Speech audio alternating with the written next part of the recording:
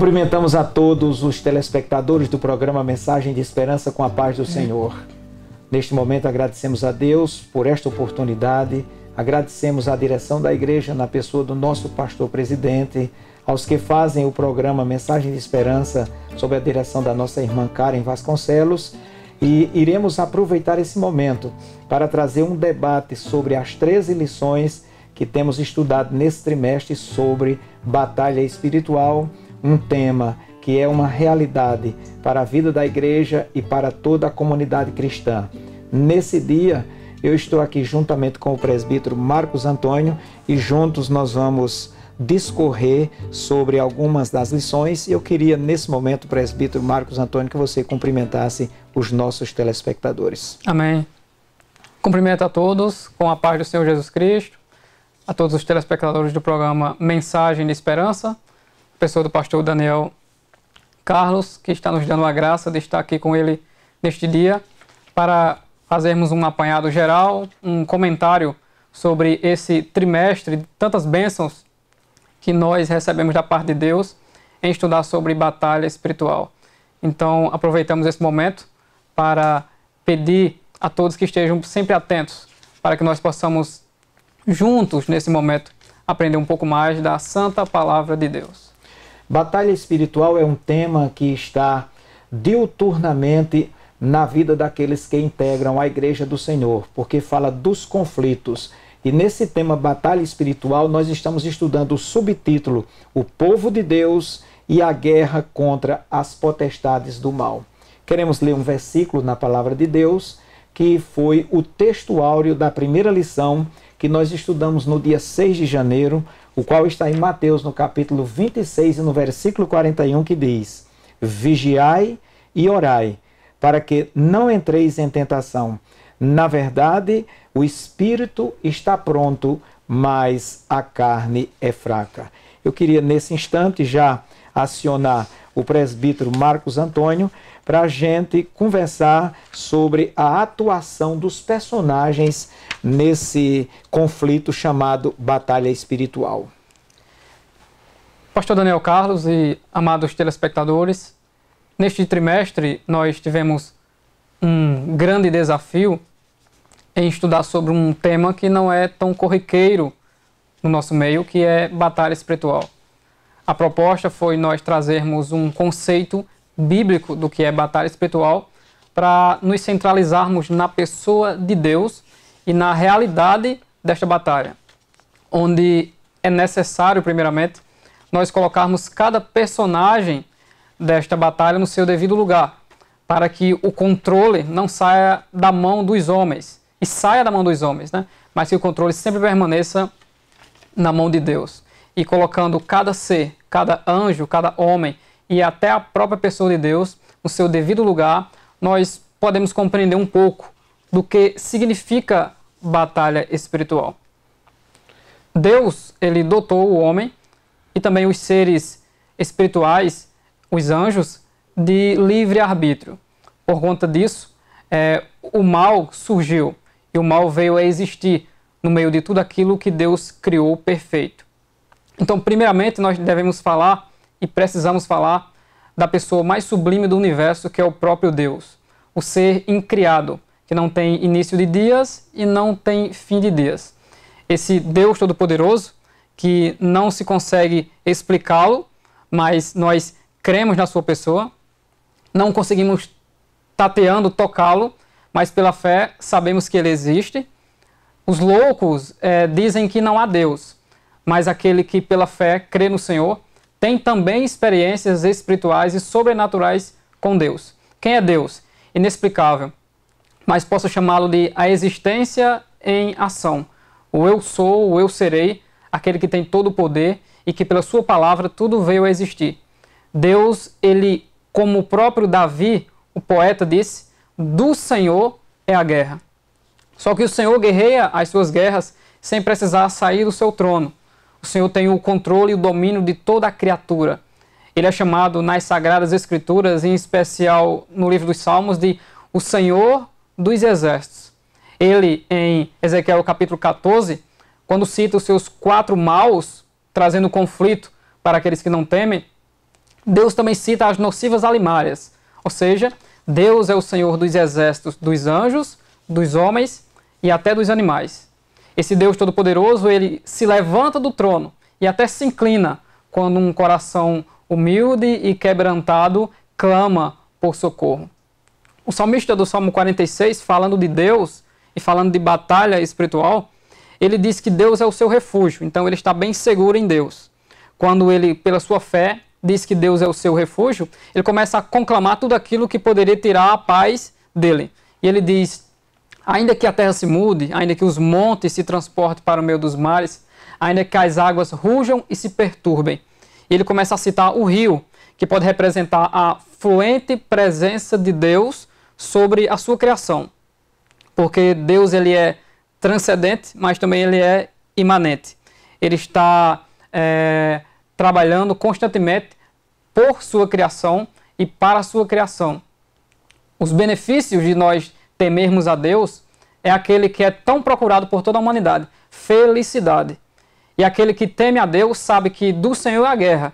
Por isso que no verso do Salmo 46 que diz: aquietai-vos e sabei que eu sou Deus, significa que quando nós colocamos a nossa confiança no Deus Todo-Poderoso, através do temor, que não é uma unção, mas uma inclinação do coração do homem para respeitar a santidade de Deus, nós sabemos que Deus, mesmo não se movendo do seu lugar, tendo o controle e o domínio de todas as coisas pelo poder de sua palavra, ele dá ordem a quem ele quiser dar ordem, e esse tem que vir ao pé de si.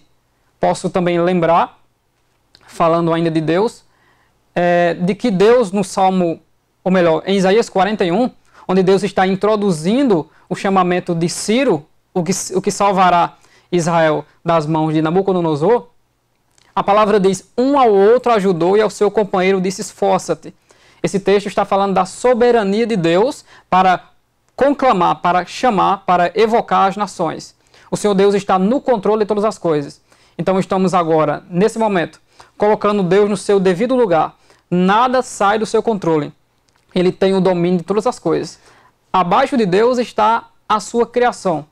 E essa sua criação teve um dado momento em que alguns passaram a não mais estar em comunhão com Deus.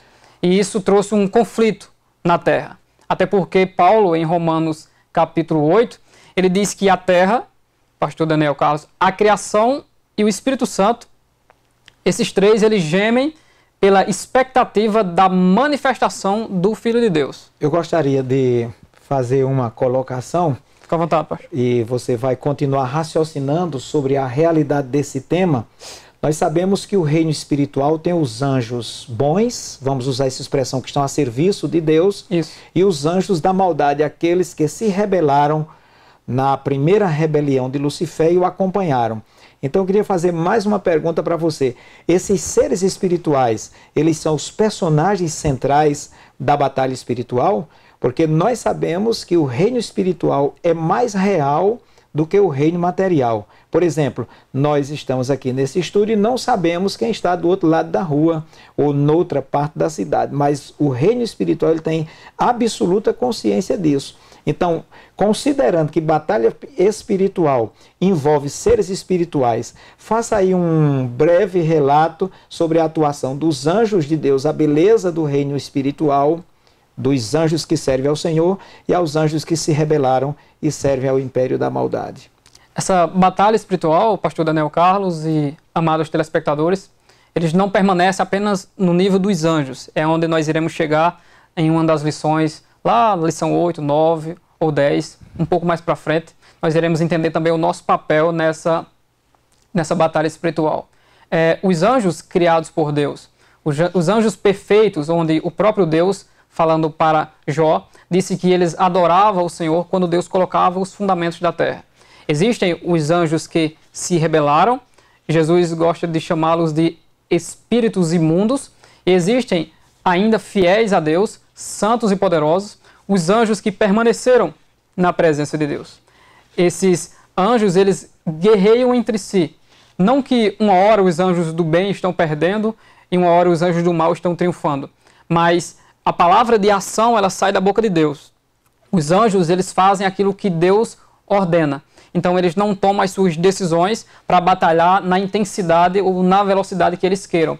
Mas tudo sai da mão e da boca daquele Deus que é o Deus Todo-Poderoso. A Bíblia diz que houve batalha no céu. Miguel, um arcanjo, o primeiro dos príncipes criados, batalharam contra o dragão. Miguel com os seus anjos e o dragão com a terça parte dos anjos que ele conseguiu trazer lá das regiões celestiais. Esse plano que está superior a nós, porque os seres imateriais, os ministros de Deus, eles são superiores a nós, seres humanos. Então eles guerreiam entre si em prol da prosperidade ou da destruição que vem da parte dos demônios, da obra estabelecida por Deus aqui na Terra. Então nós, seres humanos, estamos no meio dessa guerra. Temos uma participação? Sim. Mas a pergunta fala da guerra desses anjos. E sim, o Senhor Jesus, ele veio para desfazer as obras do maligno. E em muitas passagens das Sagradas Escrituras, o próprio Deus está ordenando aos seus anjos.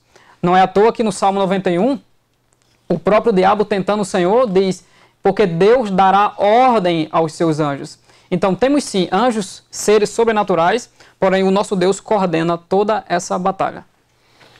Nós precisamos, na sequência desse tema, mostrar e até chamar a atenção dos nossos telespectadores, dando sequência a essa linha de raciocínio sobre a realidade do reino espiritual.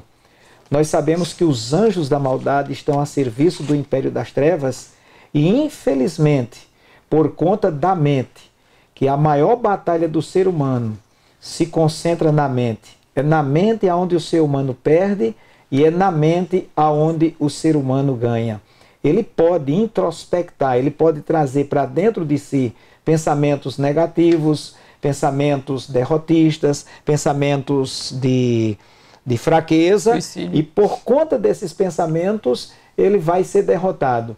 E me vem agora à memória, presbítero Marcos Antônio, um fato que aconteceu na Bíblia, quando Deus orienta Moisés a escolher líderes de Israel que deviam olhar a terra, ver a terra, que seria a terra que Deus escolheu, dizendo que mana leite e mel. E Deus orientou Moisés e ele não escolheu qualquer pessoa. Ele escolheu líderes, homens preparados, pessoas qualificadas, certamente indicadas também pelas suas tribos e com capacidade para representá-las, e os enviou à terra para observar. E quando eles chegaram na terra, eles viram o fruto da terra, o produto da terra, acharam que a terra era boa, confirmaram que a terra de fato manava leite e mel, numa linguagem figurada, numa linguagem metafórica de que a terra é boa, de que ela produz, de que é uma terra de muita abastança.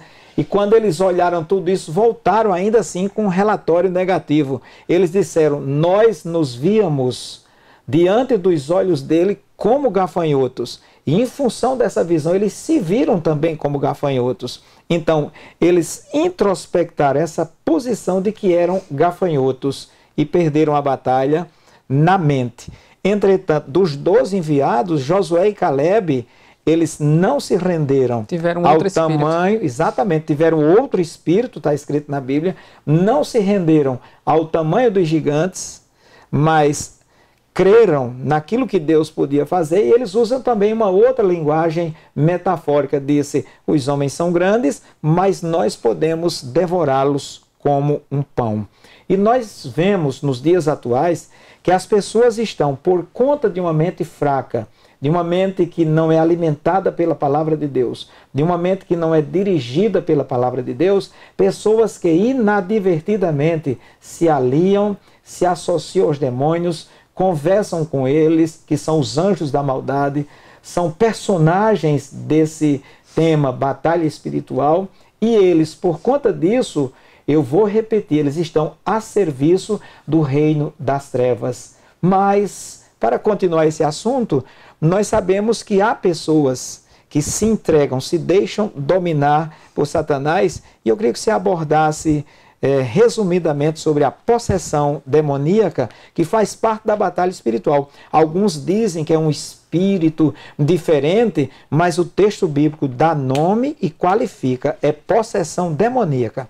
Como você explicaria isso para nós e para os nossos telespectadores? A Bíblia diz que nós nos separamos de Deus por conta dos nossos próprios pecados. A Bíblia também nos fala que nós somos um templo, uma casa. E essa casa ela tem um morador. E quando nós nos afastamos de Deus, o morador que deveria estar, porque nós somos a imagem e semelhança de Deus, esse morador ele é expulso dessa casa. E, com certeza, um outro morador ele vai procurar tomar o lugar daquele primeiro.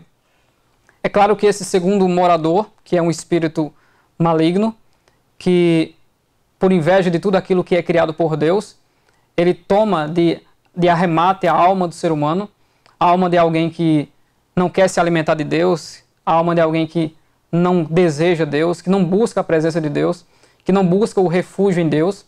E essa pessoa vai sendo influenciada por toda uma cosmovisão de derrota, de que Deus não existe, de que Deus não está no controle de todas as coisas. E é possível que o espírito desta pessoa, que a alma desta pessoa, não seja apenas influenciada de forma externa, como isso pode acontecer até com um cristão, com alguém que tem o Espírito Santo dentro de si.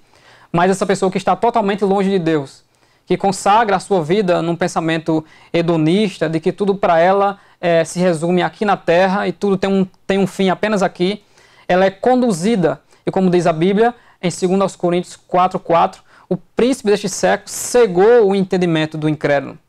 Então temos uma barreira aí entre a libertação e a morada daquele que nos santifica e também a decadência moral, espiritual e até física de tal pessoa que se entrega ao mal. Não necessariamente buscar a imagem do maligno, a pessoa do maligno para ser possesso do maligno, mas simplesmente estar ausente de Deus. E quando nós estamos ausentes de Deus, já temos como Paulo diz, não deis lugar ao diabo. E o lugar que Paulo fala vem do grego topos, que é lugar geográfico. Ou seja, não abra a porta. A porta pode ser do nosso coração, da nossa casa, lá no nosso trabalho. E quando a influência maligna ela entra com seus ardis e as suas artimanhas, esse espírito engana e engana e engana e engana, até a mente estar num lamaçal de engano e não mais acreditar que existe alguém que possa retirá-la de toda essa prisão. Mas eu finalizo dizendo que a possessão demoníaca ela é uma realidade. Esse espírito, como tomando posse, como se fosse, na própria linguagem de uma outra religião, como se fosse um cavalo, né, domina completamente a mente dessa pessoa e muitas vezes faz com que até ela fale segundo a linguagem desse espírito. Isso é uma completa possessão demoníaca. Existem episódios na Bíblia Sagrada em que pessoas foram completamente dominadas e influenciadas por espíritos malignos. Lá em Atos capítulo 16, a pitonisa, né, que era a feiticeira, também o desviado rei de Israel, Saul, que foi atormentado por espíritos malignos. Eu tenho uma certa dificuldade para dizer que ele estava possesso, mas que ele estava influenciado por espíritos malignos. Mas em 1 João capítulo 3, diz que o Senhor veio para desfazer as obras. E é isso que nós estamos aqui conversando sobre isso, da realidade deste acontecimento, de que alguém pode ser completamente dominado por um espírito que o engana por alguma religião, que o engana por alguma vaidade, que o engana por qualquer doutrina espúria que faz com que essa tal pessoa negue a palavra de Deus. Então, negar Jesus, negar a palavra de Deus é abrir porta para a possessão demoníaca também na vida de um ser humano. O presbítero Marcos Antônio, querido telespectador, ele falou da casa, da figura da casa e de quem ocupa essa casa. E eu tenho conversado com algumas pessoas e essas pessoas me perguntam, acaso o Espírito Santo habite dentro de nós? Porque a Bíblia diz na carta de Paulo aos Coríntios, no capítulo 1, no capítulo 6, melhor dizendo, e o versículo 19, que nós somos templo do Espírito Santo. Isso. Acaso o Espírito Santo habite dentro de nós? Não há como um espírito maligno, um domínio da força das trevas tomar a nossa mente e nos dominar, porque nós estamos sendo nutridos, alimentados pelo Espírito do Senhor, que através da palavra de Deus, ele nos vivifica. E eu já ouvi algumas pessoas argumentando para dizer que batalha espiritual é uma fantasia, e aqui eu abro um parênteses, batalha espiritual não é uma fantasia, ela é uma realidade, É uma guerra sem fim, ela é renhida, ela é intensa e ela dura 24 horas por dia enquanto nós estivermos vivendo aqui na Terra. A batalha espiritual, portanto, é um conflito que não tem trégua, que ele não cessa. E essa pessoa dizia, para negar a batalha espiritual, que há uma lei da física que diz que dois corpos não ocupam o mesmo lugar ao mesmo tempo. Mas isso é na física. Nós estamos falando de seres espirituais. Então, só para reforçar, se o Espírito de Deus está dentro de mim, se a palavra de Deus está dentro de mim e possui a minha mente, não há como Satanás entrar. Mas se nós abrirmos brecha, se negligenciarmos a nossa vigilância, que é um assunto que nós ainda vamos falar nesta manhã, se negligenciarmos a nossa comunhão com Deus, nós ficaremos a descoberto, porque eu vou tomar o texto que você falou. Diz que o espírito maligno, ele sai e quando ele volta, encontra a casa varrida, adornada, e ele traz mais 7 piores do que ele. Você possa imaginar agora como é a situação dessa pessoa. Mas a palavra de Deus, meus prezados e queridos telespectadores, ela não deixa nenhum de nós à mercê do acaso e nem sob, debaixo do comando e do domínio das potestades do mal. Em Cristo Jesus, nós temos a capacidade para vencermos, sermos vitoriosos e triunfarmos. A palavra de Deus, ela tem um apetrecho, a palavra de Deus, ela tem uma armadura, a palavra de Deus, ela tem algo com a qual nós podemos nos vestir para vencer e resistir o dia mau. E aproveitando aqui a eloquência do presbítero Marcos, o conhecimento bíblico, ele é um homem de Bíblia que gosta de estudar, eu queria que você também discorresse um pouco sobre a armadura espiritual. Ou a armadura de Deus na nossa vida.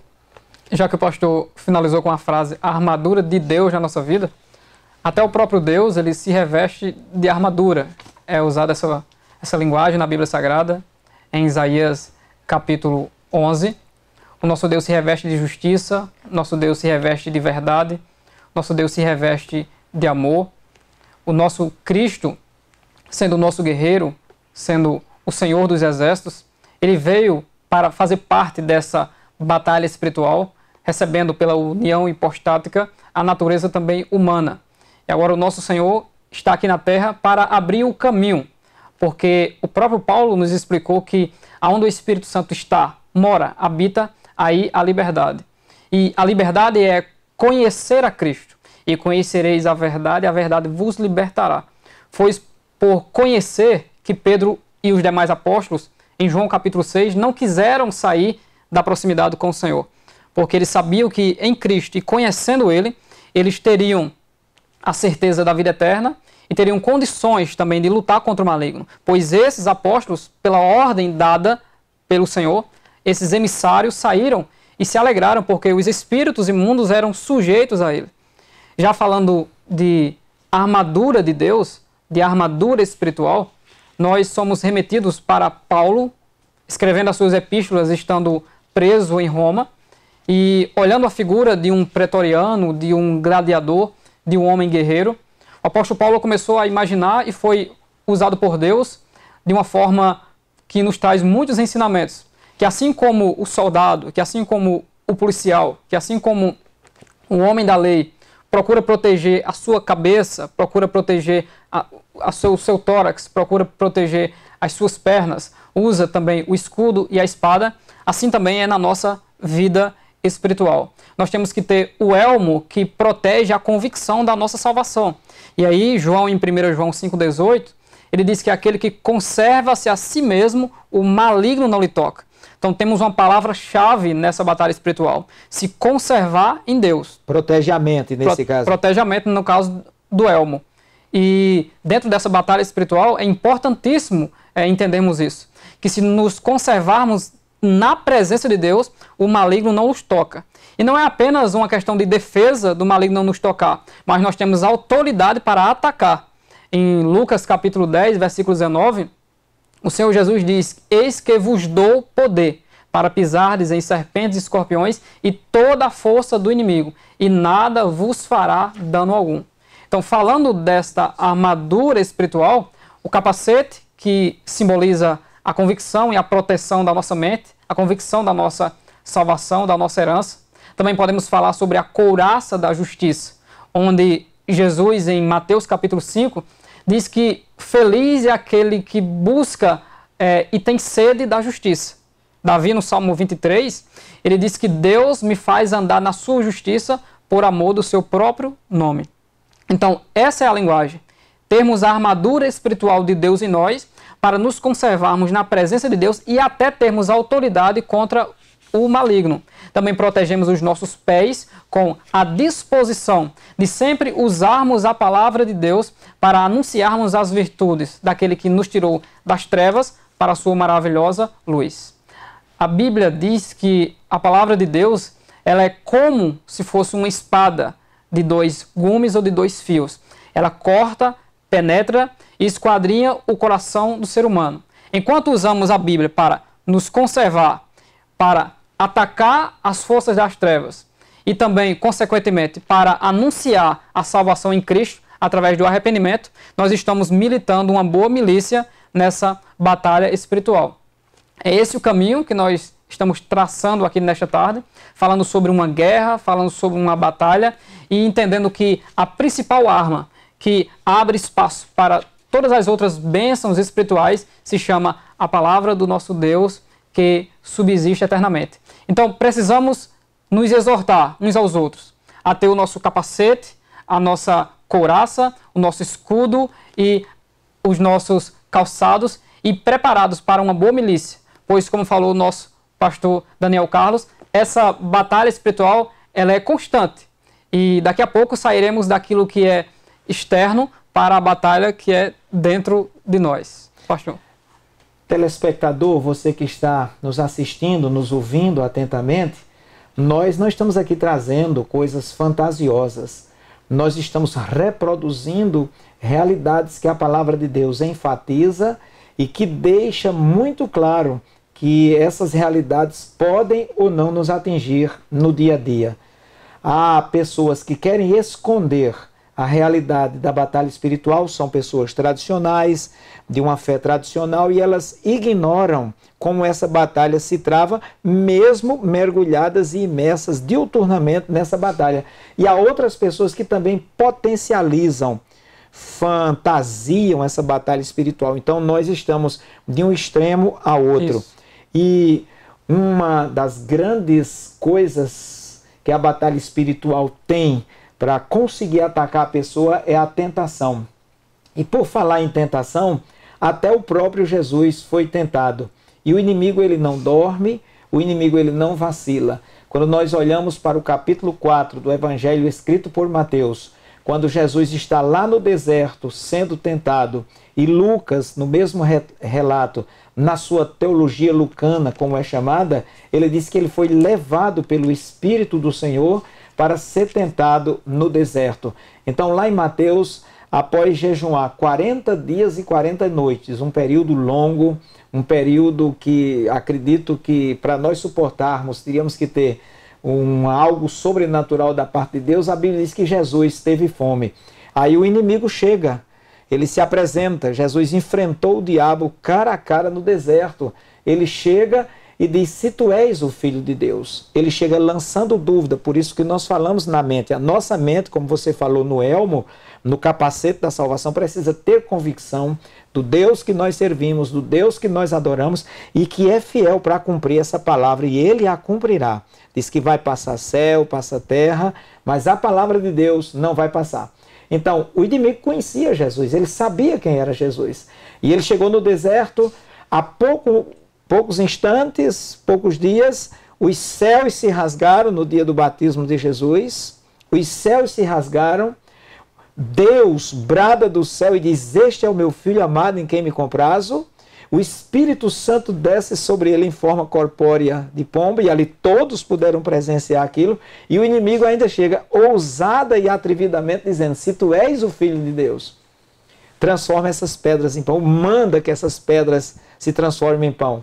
Jesus estava com fome, para ele, enquanto divino, 100% Deus, transformar pedras em pães. Seria muito fácil, mas ele não se submeteu. Ele invocou um princípio da palavra de Deus que está lá em Deuteronômio, quando ele diz: nem só de pão viverá o homem, mas de toda palavra que procede da boca de Deus. Presbítero Marcos Antônio, preste atenção nesse detalhe. Jesus citou a palavra, e quando ele acaba de citar a palavra, o inimigo astuto, traiçoeiro e ardiloso olha para Jesus e toma a própria palavra para tentar Jesus. Ele disse: ele crê na palavra, ele confia na palavra, ele acredita na palavra, então eu vou tentá-lo em cima da palavra. E, querido telespectador, ele diz para Jesus: então, se você crê na palavra, isso aqui é uma construção minha, vou lhe levar agora para o pináculo do templo e você vai se atirar de lá, porque está escrito que aos teus anjos dá ordem a teu respeito e eles te ampararão. Veja a sutileza da tentação. Diz: ele creu na palavra e agora cita a palavra, então eu vou citar a palavra. Então isso aqui serve de advertência para nós, porque cremos na palavra, mas a Bíblia diz: não tentarás ao Senhor teu Deus. Há fatos de pessoas que creram na palavra, eram homens e mulheres que criam na palavra, acreditavam em Deus, mas tentaram o Senhor. Eu pelo menos conheço a história de um personagem que foi mordido por uma cobra venenosa e tomou posse, pelo menos na mente do texto da palavra de Deus, que está em Marcos capítulo 16, a partir do versículo 16, disse: alguma coisa mortífera, beber nenhuma coisa que acontecerá. E essa pessoa morreu. Então, tomando esse fato de que o próprio Jesus foi tentado, citando a palavra, crendo na palavra, o cristão pode ser tentado hoje? Em 2 Timóteo, capítulo 2, versículo 15, Paulo exorta o obreiro dizendo que o obreiro ele não tem do que se envergonhar, que maneja bem a palavra da verdade. Nós percebemos, parece que dá para a gente ver o sofrimento de Paulo, de João, de Pedro, quanto àqueles que são introduzidos no meio da igreja, para que, através da palavra, eles venham fazer as pessoas errarem. A Bíblia os intitula de lobos, de cães, e isso pode acontecer sim, pela piedade de um cristão em decidir obedecer à palavra de Deus. Em algum momento, por um desvio teológico, nem é preciso que seja uma heresia tão forte ou tão profunda, mas por um desvio teológico, essa pessoa pode ser levada a, como por exemplo, interpretar o texto que diz: se a tua mão te faz pecar, arranca. Seria a literalidade do texto. A literalidade do texto é pegar uma maquita e arrancar a mão, né? Ou arrancar o próprio olho. E isso é um perigo. É aí onde nós entramos na Bíblia Sagrada, em Hebreus 5,14, onde fala que as faculdades são exercitadas pelo alimento sólido. Então, o obreiro de Deus, a mulher de Deus, o jovem de Deus, a criança de Deus, ela tem o prazer em meditar diariamente nas Sagradas Escrituras, pois isso fará o que com ela? Trará uma conservação em Deus e a sua mente estará sadia. Foi com essa preocupação que Pedro citou o texto tão conhecido: antes crescei na graça e no conhecimento. Esse antes, ele mostra no contexto que ele está falando daqueles que vieram para, pelo caminho de Balaão e pelo caminho daqueles que se distanciam de Deus, fazer os outros errarem também. Arrebatar as ovelhas de dentro do aprisco e levá-las para a perdição. E é possível que isso possa acontecer. É possível que alguém interprete o texto de Oséias de forma equivocada e ache que Deus está mandando alguém adulterar ou alguém se prostituir. Mas quando buscamos de forma sadia as Sagradas Escrituras, tendo cuidado com os extremos, nós entendemos que os conselhos de Paulo, de Pedro e de João é para que nós venhamos também compreender as aflições. Nós sofremos as aflições e não podemos buscar o nosso próprio consolo. E quando buscamos nosso próprio consolo distinto de Deus, aí alguém possa ser que nos engane. Nem é preciso que seja necessariamente um ser humano, mas a nossa própria mente, né, guerreando essa batalha espiritual, estudando a Bíblia Sagrada, com oração. Como o pastor Daniel disse, ele era tão astuto que depois do nosso Senhor, cheio do Espírito Santo, né, consagrado, sem comer, ele ainda foi lá usar a Bíblia Sagrada contra o nosso mestre. Então, meu amado telespectador, estude a palavra de Deus de forma sadia, leia com oração, com consagração e com adoração, e você não será enganado. Dentro ainda desse tema, batalha espiritual, eu queria tocar sobre o discernimento de espírito. O que é discernir? Compreender, entender, Julgar. detectar, julgar, avaliar. E o discernimento ele está diretamente ligado à origem, à procedência dos espíritos. Como o tema é batalha espiritual e o reino é espiritual, nós precisamos, através do dom do Espírito Santo na nossa vida, que é um dom sobrenatural. E quando eu falo agora de dom sobrenatural, de sobrenaturalidade, nós habitamos um país místico, onde a religiosidade ela passa da emoção para o emocionalismo. E é nesse momento do emocionalismo que o misticismo, o fanatismo entra e derrota pessoas às vezes tão experientes, tão boas e conhecedoras da palavra de Deus. O capítulo 16 de Atos, quando fala de discernimento dos espíritos, presbítero Marcos, ele mostra Paulo e Silas pregando e uma moça, através da instrumentalidade de um espírito de procedência maligna, porque nós sabemos pelo texto da Bíblia, dizia: esses homens que vos anunciam o caminho da salvação são o quê? Servos do Deus Altíssimo. Aquele espírito estava dizendo a verdade, mas ali existia um objetivo. Ele queria, com aquela revelação, mostrar que tanto a salvação, o doutrinamento, o ensino acerca do caminho da salvação em Deus, que Paulo e Silas pregavam, tinha a mesma origem daquilo que ele fazia através do engano e através da produção de lucros para a idolatria. E Paulo, cheio do Espírito Santo, conhecendo aquela astúcia satânica, repreende aquele espírito e aquela moça é liberta. Então, nesse conflito, nesse confronto, nessa guerra de batalha espiritual, é necessário que nós tenhamos na nossa vida, sobretudo, o Espírito Santo de Deus, que ele vai nos guiar através da palavra de Deus. Algumas pessoas dizem: não, mas eu já tenho o Espírito. Se você tem o Espírito, você também precisa ter a palavra de Deus, porque Deus age sobrenaturalmente através do Espírito dele na nossa vida, nos conduzindo e nos guiando a toda a verdade. Mas eu vou fazer uma figura. O Espírito é como a grande locomotiva de um trem.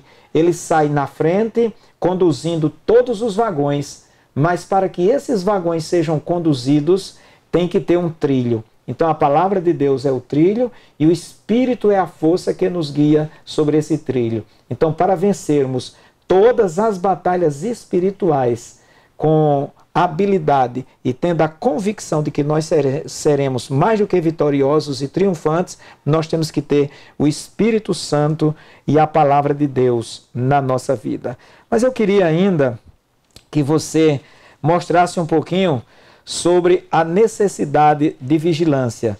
E quando nós falamos de vigilância, é necessário que nós estejamos vigilantes. Por exemplo, no próprio texto que fala da vigilância, Mateus capítulo 26, 36 ao 41, pelo menos nós encontramos 3 aspectos necessários à vigilância. No versículo 37 do texto diz: e levando consigo Pedro e os 2 discípulos, filhos de Zebedeu, começou a entristecer-se e a angustiar-se muito.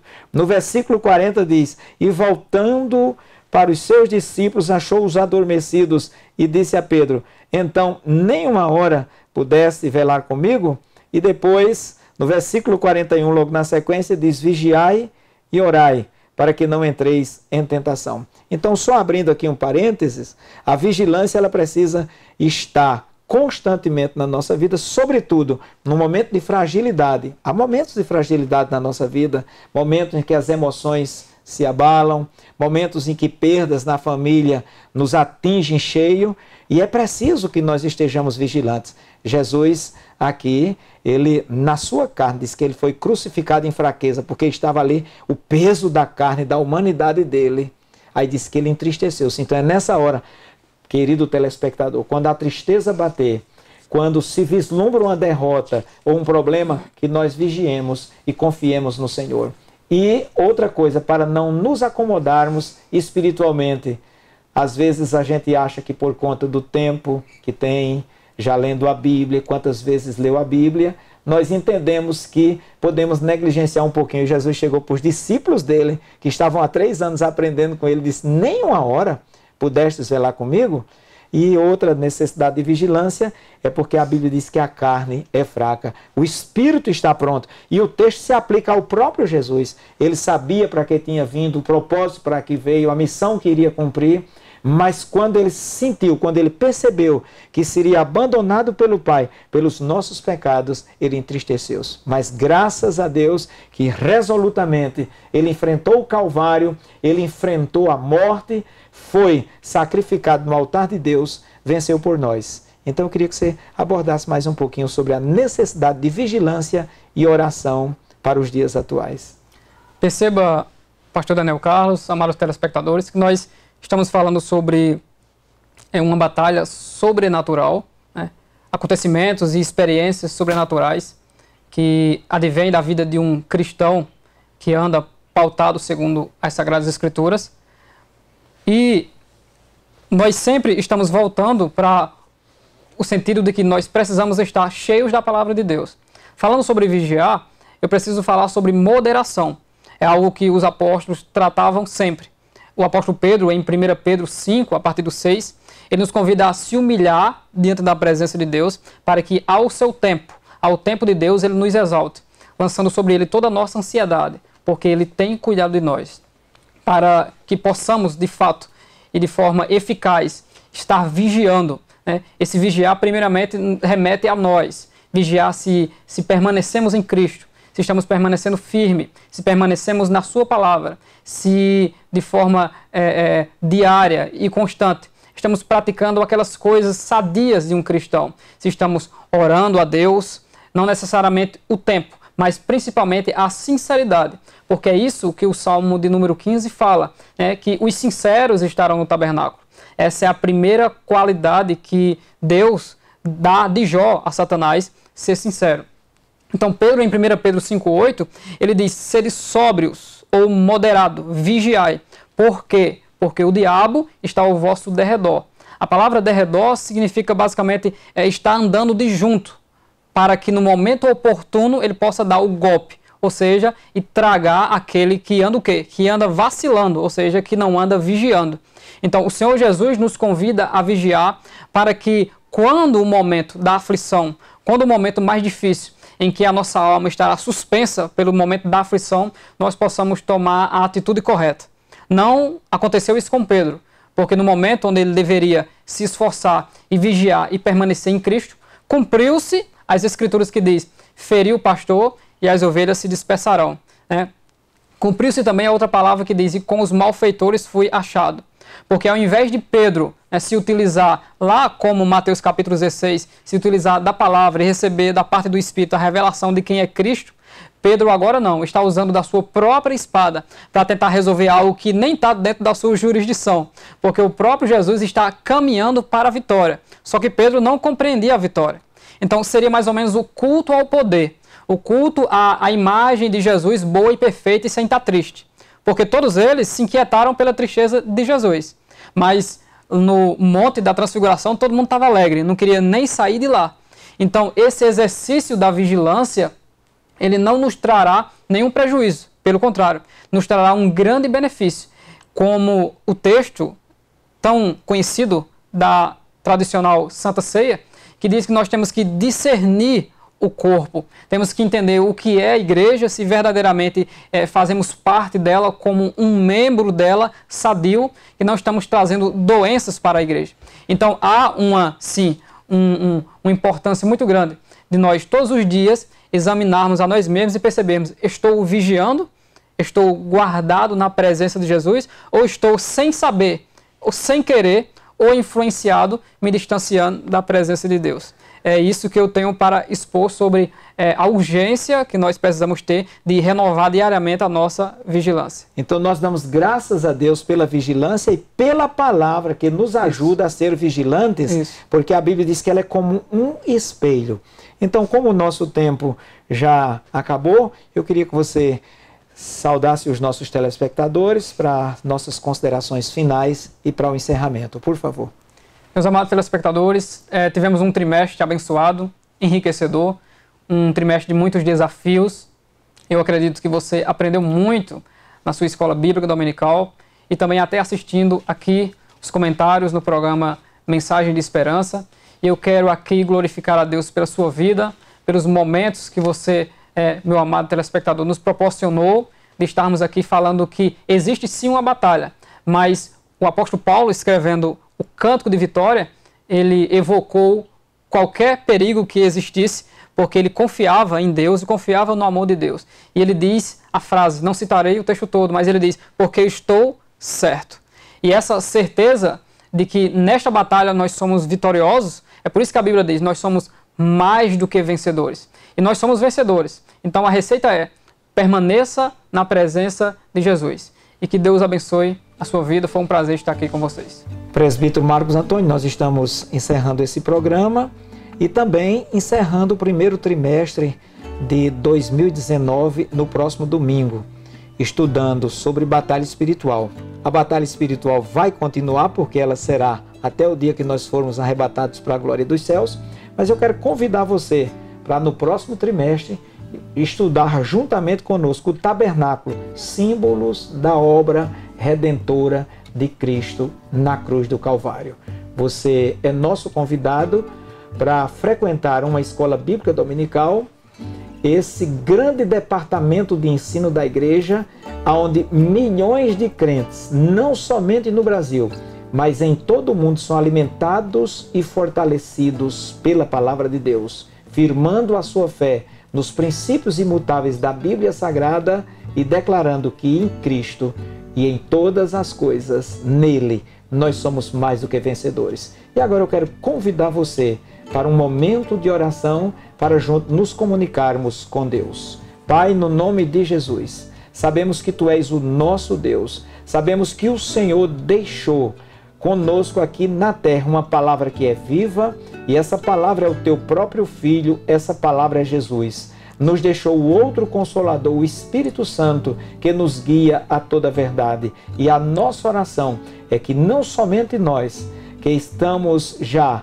dentro do caminho porque conhecemos a Tua palavra, permaneçamos firmes, mas é que todos aqueles que são ouvintes dessa palavra conheçam a Ti, somente a Ti, glorifiquem o Teu nome e confiem as suas vidas em Ti, para a glória do Teu nome, Senhor. Nós te pedimos em nome de Jesus. Amém.